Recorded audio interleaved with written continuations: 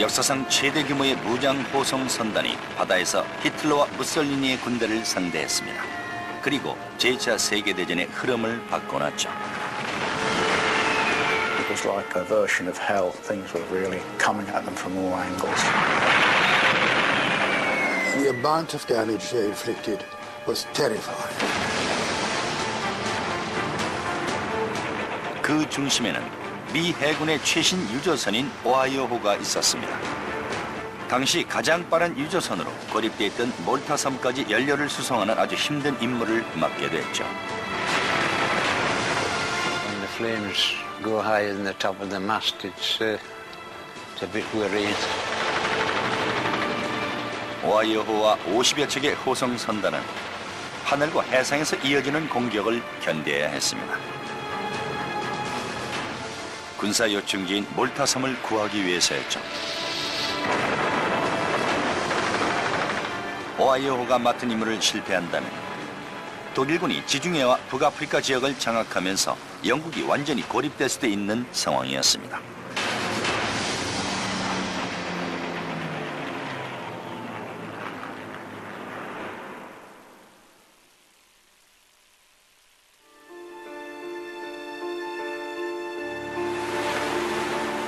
(1942년) 독일과 이탈리아는 북아프리카를 차지하기 위해 지중해를 장악해야만 했습니다.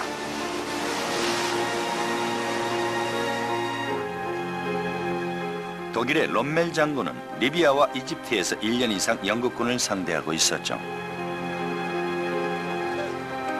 전투를 계속하기 위해서는 유럽 본토에서 지중해를 거쳐 물자가 공급돼야 했습니다.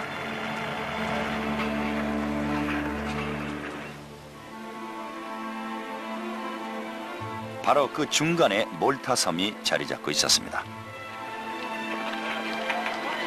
길이가 20km밖에 되지 않는 지중해의 작은 섬에 불과했지만 이곳에는 영국군이 주둔하고 있었습니다. 이들의 임무는 잠수함과 전투기를 동원해 롬멜의 보급선들을 공격하는 것이었죠. 그 전략은 효과적이었고 북아프리카의 독일군을 크게 압박했습니다. 결국 독일군과 이탈리아군이 몰타섬을 포위해 완전히 고립시켜버렸습니다.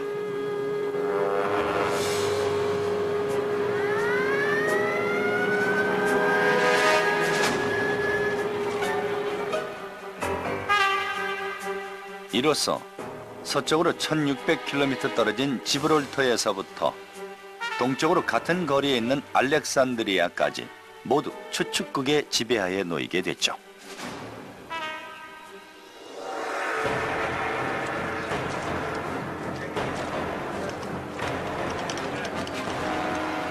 이러한 고립 상태가 몇 년간 계속되면서 몰타는 엄청난 고통을 겪게 됐습니다.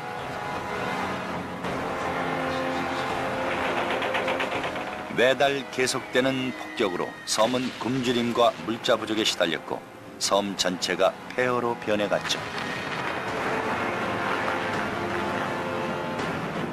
장티푸스가 만연하고 수만 채의 집들이 파괴됐습니다.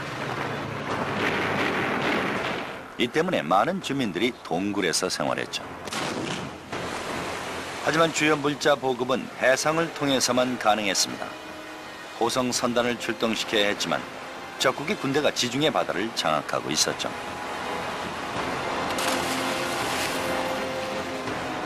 시칠리아와 코르시카의 추축국 기지에는 급강하 폭격기와 어뢰 폭격기들이 대기하고 있었고 이탈리아 해군의 잠수정들과 어뢰정들이 수시로 바다를 순찰했습니다.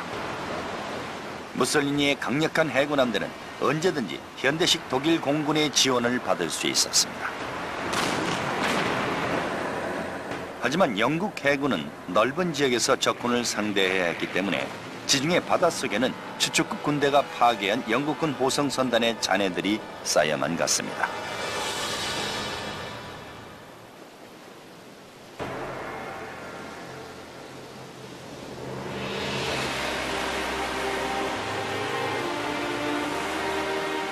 하지만 처칠에게 몰타를 포기하는 것은 상상할 수 없는 일이었습니다. 히틀러와 무솔리니에게 지중해 지배권을 넘기지 않으려면 어떤 희생을 감수하더라도 몰타 섬을 지켜야 했죠. For 2 years, the Royal Navy had been supplying the island and keeping it going against the threat from both the Italians and the Germans. But they were both getting stronger and the Royal Navy were getting weaker because Japan had come into the war. Lots of convoys had been run to Malta, but it was getting harder and harder to get them through.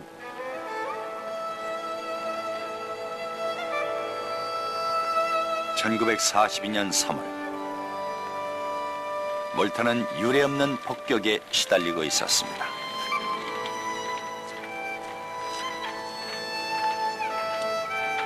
한 달 동안 6,000톤이 넘는 폭탄이 섬을 초토화시켰죠.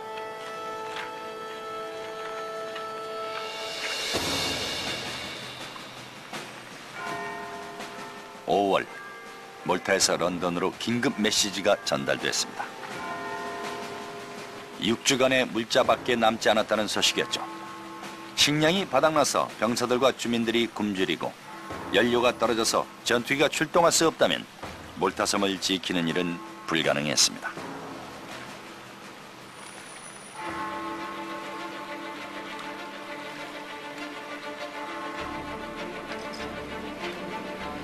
마침내 비밀리에 보급 작전이 수립됩니다. 이는 21번째이자 마지막 수송 작전이 됐죠. 페데스탈이라고 명명된 이 작전은 역사상 최대 규모로 가장 강력한 화력을 자랑했던 동시에 가장 야심찬 호송 선단에 의해 수행됐습니다.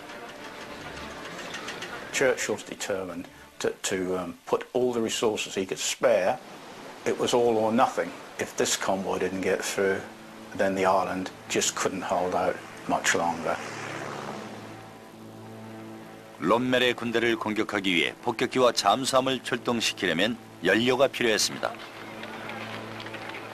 식량과 생필품도 부족했지만 기름 없이 전투를 수행하는 것은 불가능한 일이었죠. 섬에 항공기들을 출동시켜 적진에 큰 타격을 주기 위해서는 뛰어난 성능의 초대형 유조선이 필요했습니다. 한 번의 보급으로 전쟁의 흐름을 바꿀 수 있을 만큼 큰 적재량에 빠른 속력을 갖추고 있어야 했죠.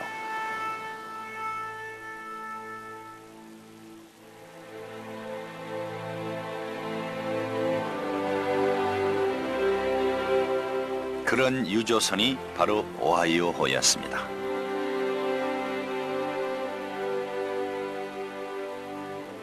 하지만 이는 영국의 선박이 아니었죠.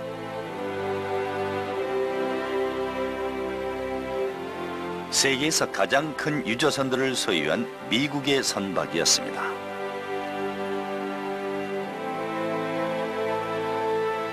최고 속력을 자랑했을 뿐만 아니라 9,000톤급의 무게와 170m 길이로 세계 최대의 유조선이었죠. 2만 톤의 연료를 수송할 수 있기 때문에 한 번의 보급으로 몰타를 몇 개월 동안 유지시킬 수 있었습니다.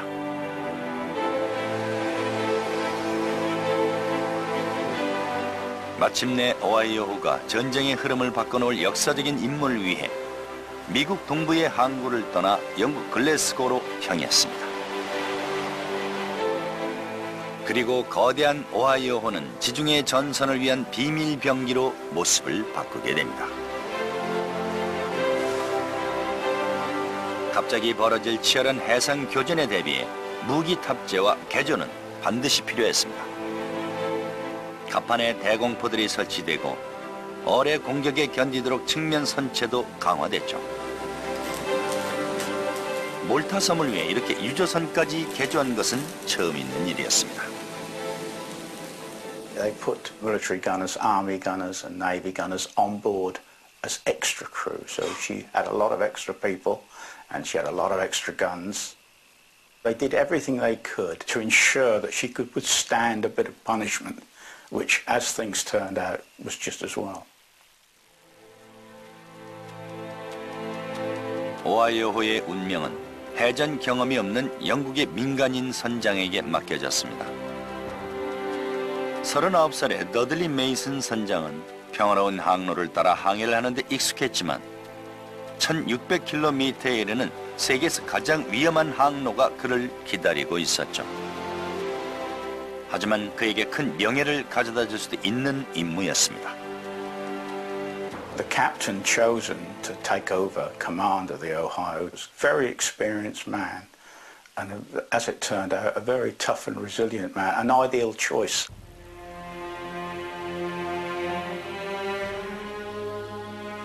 오하이오호의 주변에는 영국 최고의 호위함들이 배치될 계획이었습니다. 역사의 길이 남을 임무를 함께 수행할 선박은 포트 차머스호, 엠파이어 호프호, 글레노키호, 그리고 브리즈번 스타호였습니다. 모든 호위함에는 대공포들을 장착하고 갑판을 강화한 다음 연료, 탄약, 식량, 의약품과 같은 물자들을 적재했습니다. 그리고 초콜릿, 담배, 우편물도 실었죠. 이렇게 14척으로 이루어진 대규모 선단은 지브롤터 해협까지 항해한 후 사상 최대 규모의 해군 호위 선단을 만날 예정이었습니다. 이 작전을 위해 전 세계에서 59척의 군함이 출동했는데 전함 2척, 항공모함 4척, 순양함 7척, 구축함 34척이 포함되어 있었습니다. 8월 첫 주 약 2만 3천 명의 인력이 페데스탈 작전에 투입됐습니다. 영국 해군과 공군뿐만 아니라 군에 입대하지 않은 영국 민간 선박의 선원들까지 생명을 잃을 수도 있는 임무에 참가했습니다. 당시 오하이오호의 선원으로 탑승했던 18살의 앨런 쇼는 가판원으로 처음에는 임무에 대해서 잘 몰랐다고 합니다. 오하이오호를 호위하기 위해 구성된 대규모 해군 함대 때문에 사실 크게 걱정을 하지 않았죠.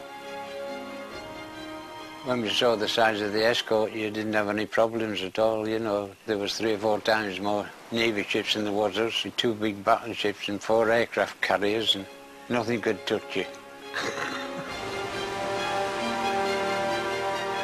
최고의 군함은 영국 해군의 이글호로 오랫동안 인도양과 지중해 루빈 항공모함이었습니다. 많은 호위 작전에서 이탈리아 해군을 격퇴했던 명성 때문에 신뢰가 높은 존재였죠. 이글호와 또 다른 2척의 항공모함 외에 항공모함 퓨리어스호도 주목을 받았습니다. 몰타섬에 가까이 접근했을 때 호성 선단의 공중 엄호가 가능하도록 38대의 전투기도 투입됐죠.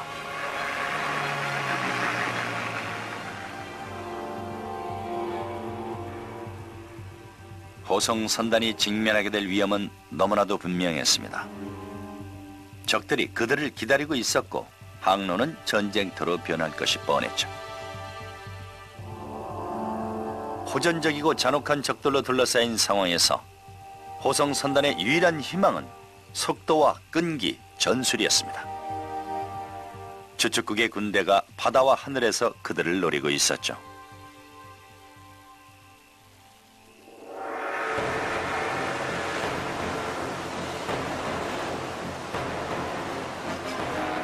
독일과 이탈리아의 폭격기, 잠수함, 어뢰정들이 실패한다고 해도 무솔리니의 현대식 함대의 대형 함포들은 호성 선단에 최후의 일격을 가할 수 있는 위력을 충분히 갖추고 있었습니다.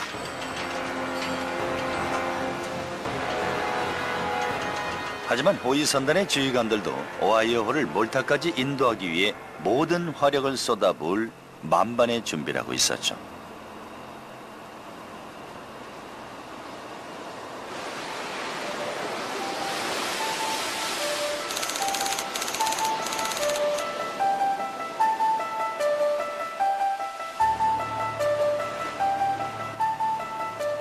(8월 11일) 화요일 페데스탈 작전이 시작되고 호성 선단이 햇살이 눈부신 아름다운 여름 지중해로 들어섰습니다.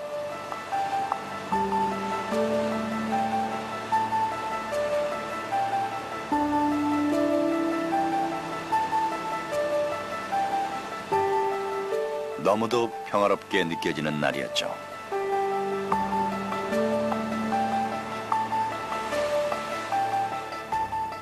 젊은 해군 포병 장교인 테드 포셋은 영국의 최신형 구축함인 브렘험호에 탑승하고 있었습니다. 그 또한 다른 동료들과 마찬가지로 적군의 위력이 위협적이지 않길 기대했습니다. We started off in beautiful sunny weather, calm seas, and we had been going for 2 days and thought, this is simply marvelous. Nothing happening at all. We're going to have the most lovely cruise there and cruise back. You went on lookout, you went and did your turn at the wheel, you did your turn at the standby and fetching and carrying for people. So it was just a normal trip, you know, the first day out. Glorious weather.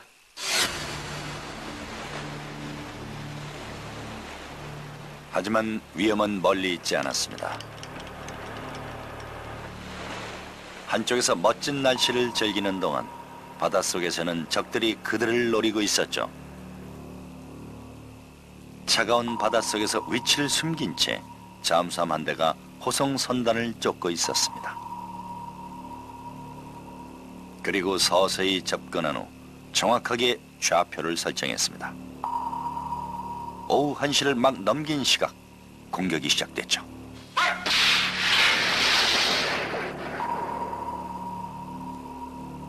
Four thumps.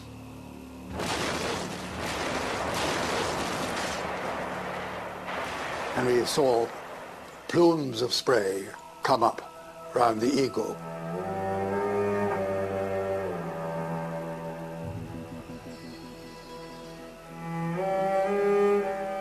평화로운 항해가 끝이 나고 호위 선단을 이끌던 가장 강력한 이글호가 첫 희생양이 됐습니다.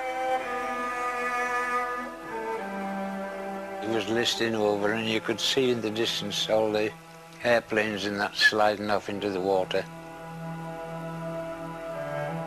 She sank incredibly quickly.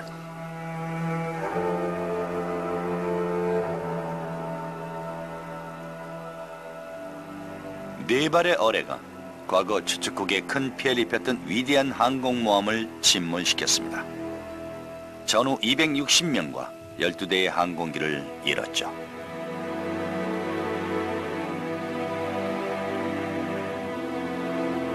You're well aware that there are many men in that ship who are in fact trapped with no way of getting out and no way of surviving. On land, you can see the broken tanks and the wrecked aircraft, bodies even lying around. War at sea is very much different. When a ship sinks, the sea washes over it, and that is it. It was frightening. It was a foretaste of what was likely to happen. And we were all shaken out of any feeling of this is going to be a holiday cruise. That's when the trouble started. 호위 함대의 중심이 침몰하면서 경계 태세가 강화됐습니다. 이글호를 잃었지만 오하이오호와 다른 13척의 호송 선단은 가까운 대형을 유지하면서 멈추지 않고 야간 항해를 계속했습니다. 한편 호송 선단 주변에서 58척의 영국 최신 군함들이 폭내를 이용하여 숨어있는 잠수함들을 수면으로 끌어내기 위해 온갖 노력을 쏟았습니다.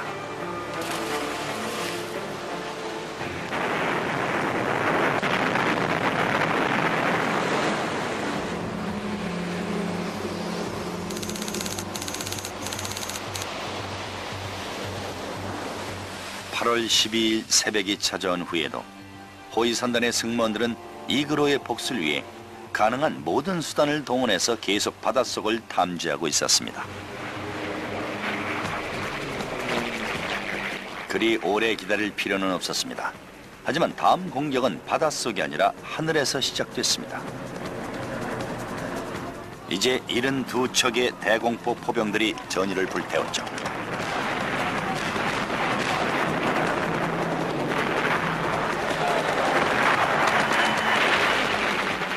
레지널드 코커는 브레멈호에 탑승하고 있었습니다. 22살인 그는 1년 전 독일 공군의 공격으로 후드호가 침몰하는 것을 지켜본 후 복수할 날만을 기다려왔죠. The barrage that was put up over the fleet.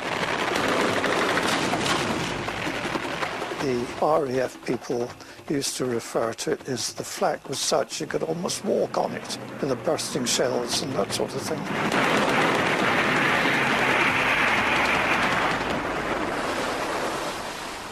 There was no damage done to any of the ships, and the attack was quite easily beaten off. That was the first attack, of course. 아침까지는 영국 함대가 힘을 과시하며 120대의 독일군과 이탈리아군 전투기를 쉽게 격퇴했습니다.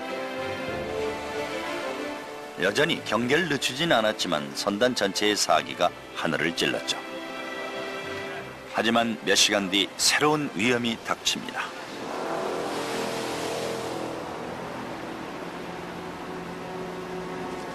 이탈리아 잠수함 한 대가 선단의 방어선을 뚫는 데 성공한 것입니다.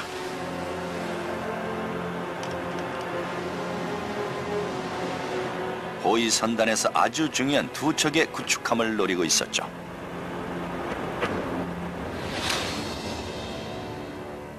장거리 레이더와 고성능 통신 장비를 보유한 카이로호와 나이지리아호는 주축국의 공중 공격을 사전에 포착해서 무력화시킬 수 있는 뛰어난 성능을 갖추고 있었습니다.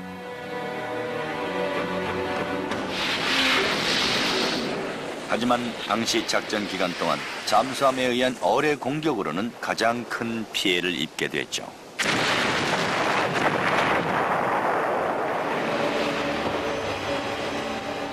첫 두 발의 어뢰가 두 척의 구축함에 그대로 명중되면서 두 척 모두 제어 불능 상태에 빠졌습니다. 하지만 끝이 아니었죠. 제일 중요한 목표물을 노리면서 세 번째와 네 번째 어뢰가 호성 선단을 향해 발사됐습니다. 오하이오호도 더 이상 피할 길이 없었죠.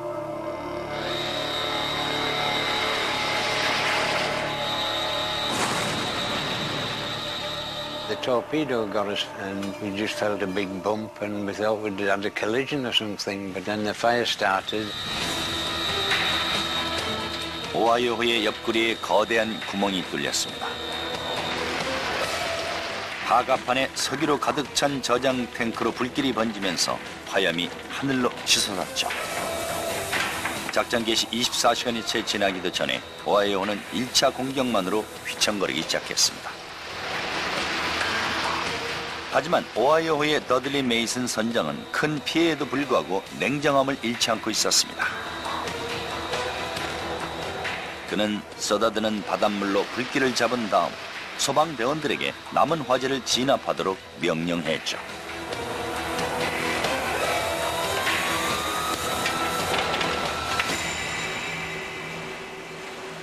단 한 번의 공격으로 오하이오호가 안전할 것이라는 생각이 순식간에 깨져버렸습니다.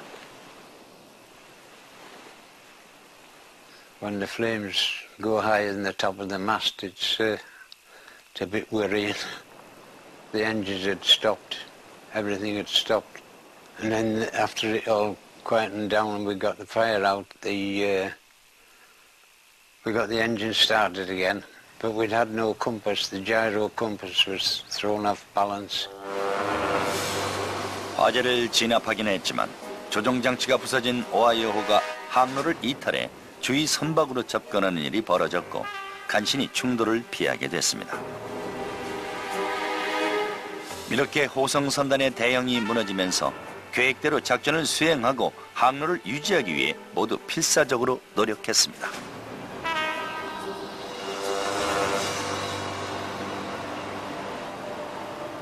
추측국 진영도 기회를 잡았다고 판단했는지 공세를 늦추지 않았습니다.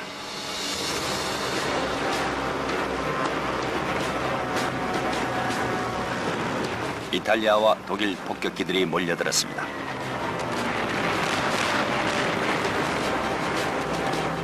악명 높은 급강하 폭격기 융커스 주 87기들이 대형이 무너진 선단을 공격해 세 척의 호위함을 손쉽게 명중시켰죠. 엠파이어 호프호와 클랜 퍼거슨호가 바로 침몰하고 브리즈번 스타호가 큰 피해를 입었습니다.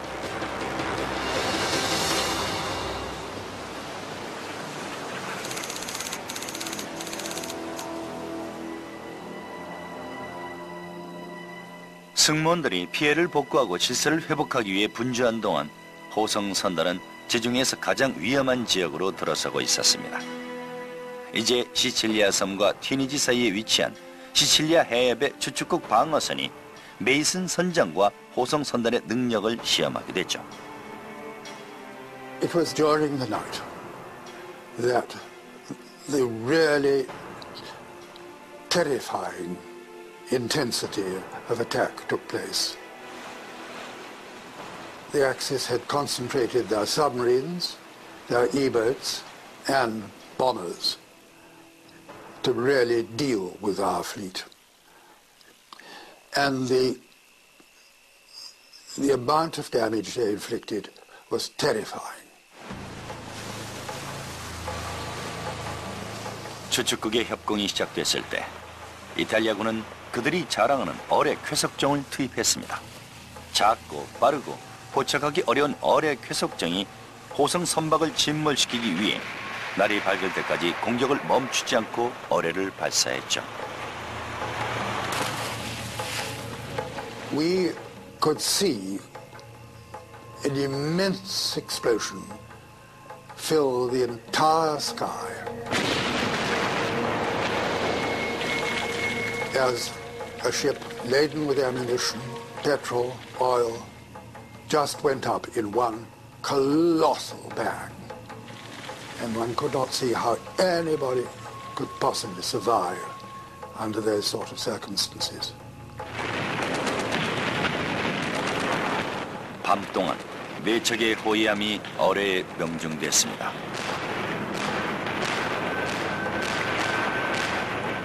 두 척은 바로 침몰했고 두 척은 불길에 휩싸였죠. 호송 선단의 피해는 엄청났습니다. 새벽이 밝았을 때 어뢰 공격은 멈췄지만 영국 선단의 규모는 크게 줄어 있었습니다.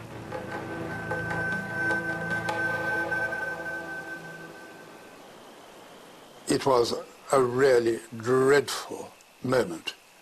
That great fleet of convoy and escorts was so drastically reduced the next morning out of all the enormous fleet that we had before. There were 4 merchant ships, a handful of destroyers, and we just had this tiny remnant of the convoy steering rather erratically by that time towards Malta, which was still miles away. 하지만 엄청난 피해에도 불구하고 오하이오호는 여전히 바다 위에 떠 있었습니다. 그리고 추축국은 모든 방법을 동원해 오하이오호를 침몰시키려고 했죠. 드디어 독일 공군이 전면에 나섰습니다. 급강하 폭격기를 비롯한 많은 폭격기들이 강력한 폭탄을 계속해서 쏟아부었죠.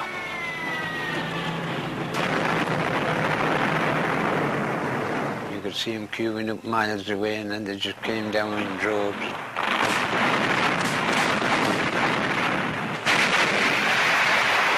Beat the hell out of you.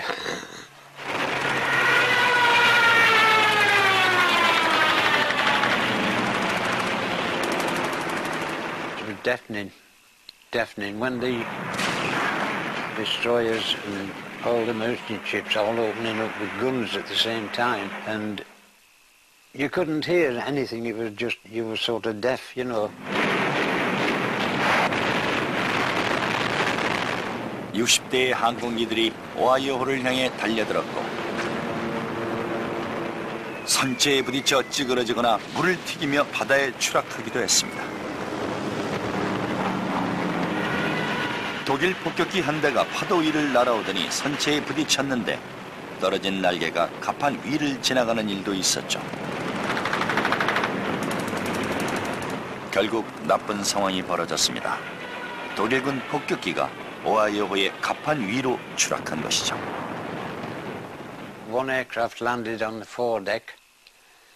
It skimmed off the water, and we had another Stuka landed on the main deck. And we sort of threw everything over the side and just continued on.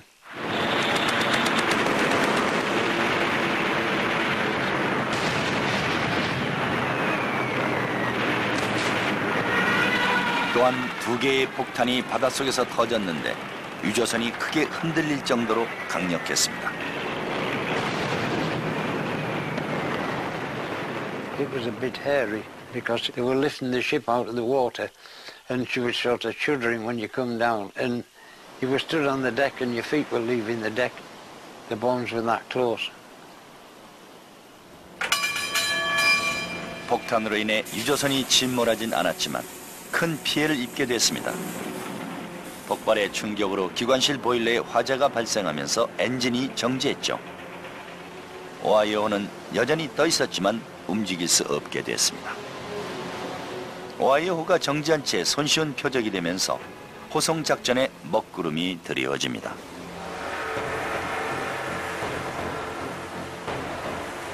무솔리니는 기회를 놓치지 않고 이탈리아가 자랑하는 왕립 해군을 출동시켰습니다. 무솔리니의 명령이 떨어지고 전함, 순양함, 구축함으로 구성된 함대가 호성 선단을 향해 출항했습니다. 목표는 페데스탈 작전을 완전히 종료시키는 것이었죠.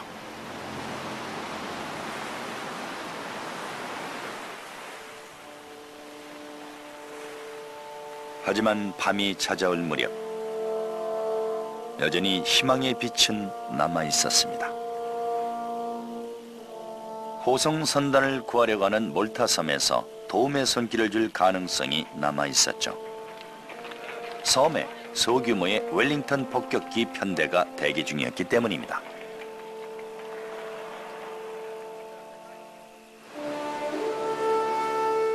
페데스탈 선단의 지휘관들이 몰타의 공군 편대의 도움을 요청하면서 서로의 역할이 바뀌는 상황이 벌어집니다.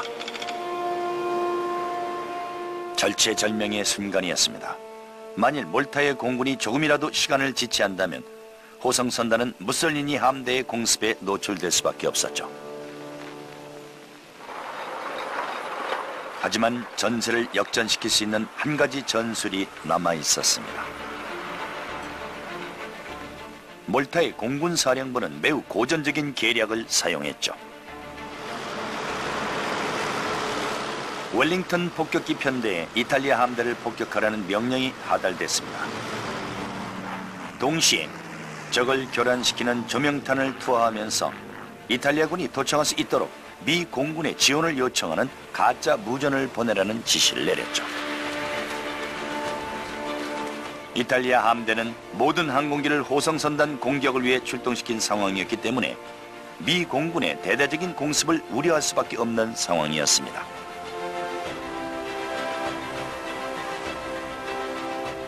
몇 시간 후 호성선단과 몰타 사령부가 놀랄만한 일이 벌어집니다. 이탈리아 함대가 호성선단 쪽이 아니라 출항했던 항구 쪽으로 뱃머리를 돌린 것입니다. 무솔리니가 직접 내린 명령이었습니다. 이렇게 해서 호성선단은 큰 위기를 넘깁니다. They bluffed Mussolini into thinking that his fleet that he was going to send out to destroy us, the RAF bluffed him that they had a force of very heavy bombers that were going over and really annihilate his fleet. 하지만 여전히 작전의 성공을 장담할 수는 없었습니다. 이탈리아군이 후퇴하긴 했지만 아직 독일군이 남아 있었죠. 몇 시간 뒤 독일 폭격기들이 호성 선단에 마지막 일격을 가하기 위해 출동했습니다.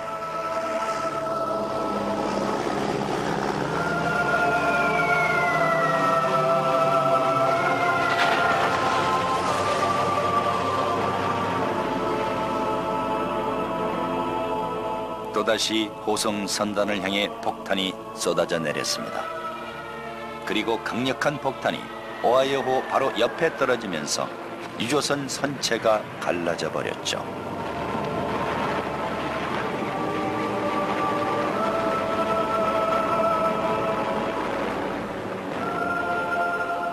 다른 배들 같았으면 바로 침몰했겠지만 유조선인 덕분에 가라앉지는 않고 간신히 버티고 있었습니다. 하지만 이미 엔진이 정지했고 계속된 폭격으로 선체는 해체되기 직전의 상황이었죠. 언제인지는 알 수 없었지만 침몰하리라는 것은 확실했습니다.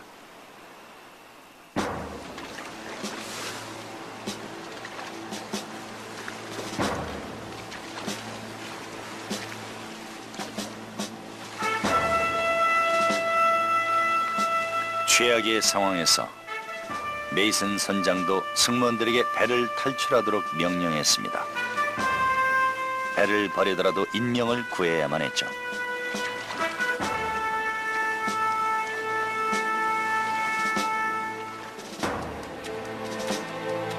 하지만 배가 떠 있었기 때문에 여전히 마지막 희망이 남아 있었습니다.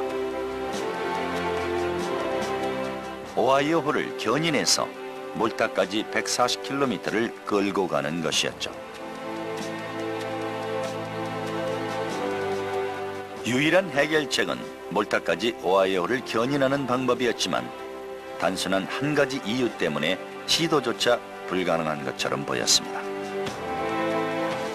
She couldn't make any headway because when the big bomb hit us, it jammed the rudder. So we were just swinging round to port all the time. And when she tried to tow us, the Ohio was taking the destroyer round. She was just going round in circles. 모두가 오하이오호를 운항시키는 데 힘을 쏟고 있었습니다. 이 때문에 무방비로 노출된 상태였죠.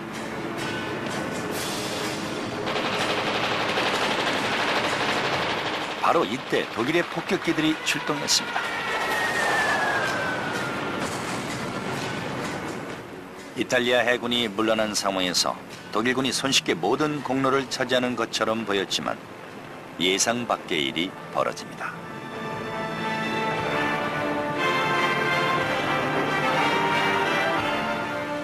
호송 선단이 몰타의 비행 편대가 출동할 수 있는 거리에 접근한 것입니다.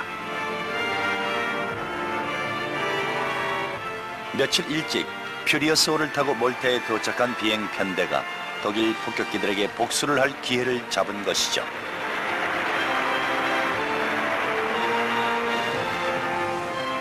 고군분투하고 있는 호송 선단을 시야에 두고 영국의 전투기들이 수평선 위로 모습을 드러냅니다.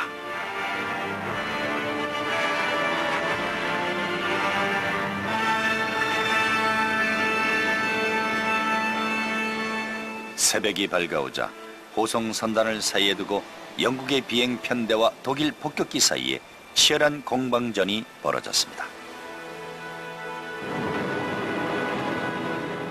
아군 편대를 발견한 오하이오호의 승무원들이 다시 유조선에 올라 중화기를 손에 붙잡고 적길 향해 공격을 퍼부었습니다. 다른 선박의 승무원들도 오하이오호로 건너와 함께 독일군 폭격기를 몰아내는 공격에 동참했죠.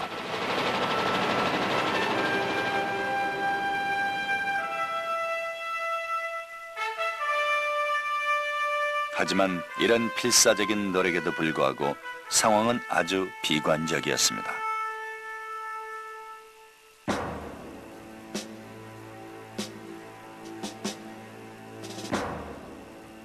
한편 메이슨 선장은 선체 내부에서 피해 상황을 면밀히 확인하고 있었습니다.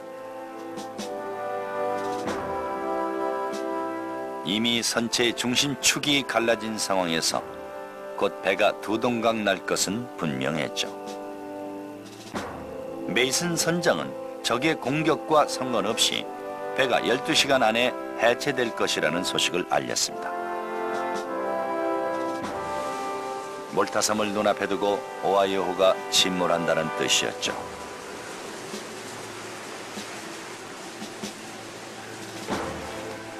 하지만 마지막 순간에도 선단 지휘관들은 오하이오호를 몰타로 끌고 갈 방법을 찾기 위해 머리를 맞대고 해결책을 짜냈습니다.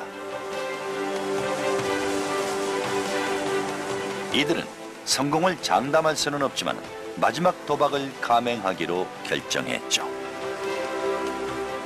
Eventually, the more senior officers said, well, we'll give Baines' suggestion a try. And it was Baines, our captain's suggestion, that we lash ourselves alongside the Ohio and use the whole thing as a kind of trimaran. As soon as we got alongside the Ohio, of course, there was the matter of rigging all the wires and hawsers and that sort of thing. And that was quite a, an operation, in fact, to do just that. 광활한 바다에서 침몰 작전의 유조선에 두 척의 구축함을 연결하는 방법은 무모한 방법 같아 보였습니다. 하지만 다른 선택의 여지가 없었죠. 결국 구축함 브레멈호와 펜호가 오하이오 양쪽의 선체를 맞대고 자리 잡았습니다. 하지만 구축함 엔진으로 유조선을 견인하는 것은 쉽지 않았죠. 세 척의 배가 조금씩 몰타섬을 향해 이동하기 시작했습니다. 오하이오호는 항구에 도착할 때까지 침몰하지 않고 견뎌야 했죠. 호송선단이 항해를 계속하고 있을 때 멀리서 몰타섬이 희미하게 보이기 시작했습니다. 호송선단의 승무원들은 이미 탈진한 상태였습니다. 일주일 가까이 제대로 자지도 못했고 비스킷 몇 조각으로 허기를 때운 상황이었죠. Everyone was dead tired and people tended to speak almost in whispers.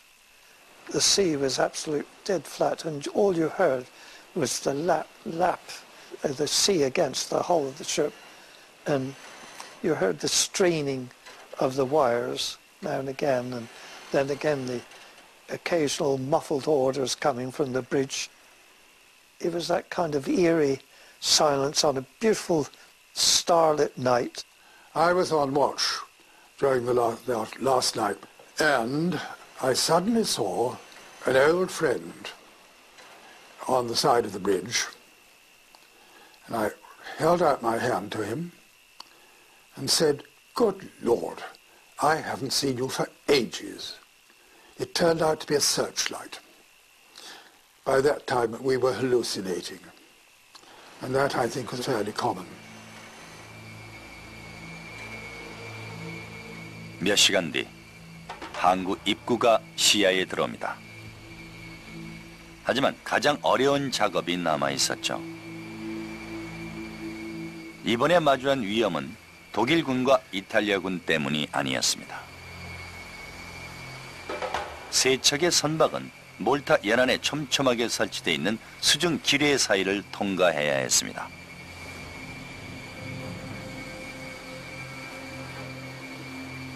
양쪽에 위치한 두 구축함의 추진력만으로 육중한 오하이오호는 강력한 기뢰들 사이로 나 있는 좁은 통로를 무사히 지나가야만 했습니다.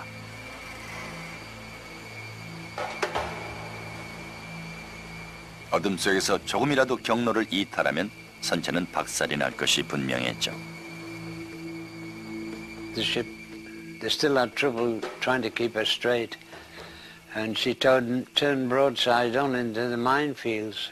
Well, you've only got a certain amount of room, and then you're among the mines. But just before we got to the harbour, they managed to get a turnaround.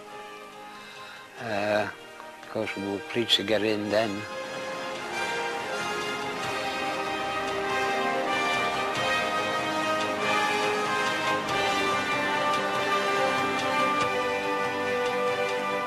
호송 선단의 포트 차머스호와 브리즈번 스타호가 나란히 좁은 통로를 먼저 통과했습니다.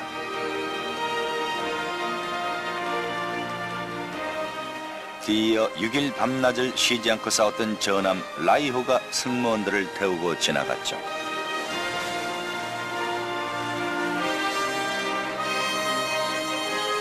그리고 오하이오호가 들어섰습니다. 양쪽으로 펜호와 브렘험호가 붙어 있었죠. The whole of what had been Malta was blackened by people sitting on the remains of their houses to cheer us in. They realized, just as the Germans had realized, that the Ohio was the key to the whole thing. Very humbling to get there. I mean, they'd been bombed for years and we'd only been in trouble for 3 or 4 days. And there was thousands waving and cheering and music playing, and it was a great welcome. And you can imagine what it felt like to be a young man coming into that kind of welcome. There's no doubt that it was one of the great moments of one's life. The relief was unbelievable.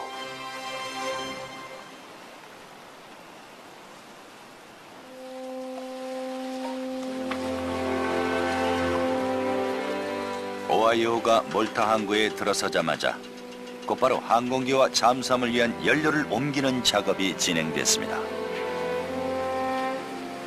하지만 여전히 안심할 수는 없었습니다.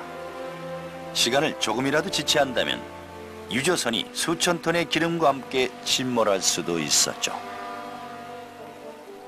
We tied her up, and of course we left the ship then, and the dockers took over and started taking the oil out of her, and they lost very little. They got all the rest of the cargo out before she settled on the bottom. All the decks were all buckled up. Her back was broken then, like. 페데스탈 작전이 성공하면서 몰타는 군사 요충지로 남을 수 있게 됐습니다. 연료를 보급받게 된 잠수함들과 항공기들이 계속 롬멜 군단의 보급로를 공격하면서 북아프리카에서의 작전에 큰 타격을 줬죠. 이후로도 몰타 섬은 연합군의 교두보로 남게 됐습니다. This was the turning point of the Mediterranean operation. Had we failed, Malta would have had to give in within a fortnight. Then there would have been no base from which to attack Italian and German shipping going to North Africa. Rommel would have had as much reinforcement as he could possibly want, and the war would have been prolonged probably by another 2 years. So it is possible to say that Operation Pedestal was one of the crucial turning points of the war.